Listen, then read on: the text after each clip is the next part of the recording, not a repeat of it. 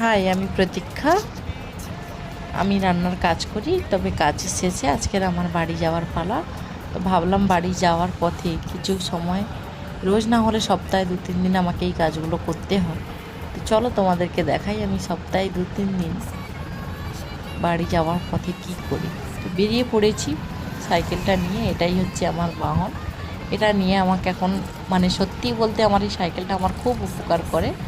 আমি আজকে যাচ্ছি মার্কেটে, সবজি বাজার করতে হবে। অনেক দিন থেকে বাজারে যাইনি, প্রায় প্রায় 10 দিন মতন হয়ে গেল। অনলাইনে সব অর্ডার করে করে খাচ্ছিলাম, কারণ আমার এক শরীর অসুস্থ ছিল। তারপরে বৃষ্টি কাদা হয়ে যাওয়ার জন্য যেতেও ইচ্ছে করছিল না। আজকে এমন দিনে বাজারে আসলাম, লাইটই নেই, অন্ধকার অন্ধকার লাগছে। কারেন্টই নেই, কারেন্টই চলে গেছে। সবজি বাজারটা আগে করি, সবজি বাজারে পরে বাকি যেগুলো নেওয়ার নেবো।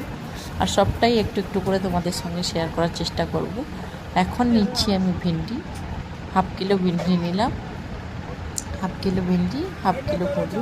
তবে সবজি বাজারে আসলে যা হয় দেখো, কত সুন্দর করে এত কিছু সাজানো, যেন মনে হয় সব কিছুই নিয়ে নিই। আরে ভাই, খাবে কে? সব কিছুই তো নিতে ইচ্ছে করে, কিন্তু খাবেটা কি এত কিছু?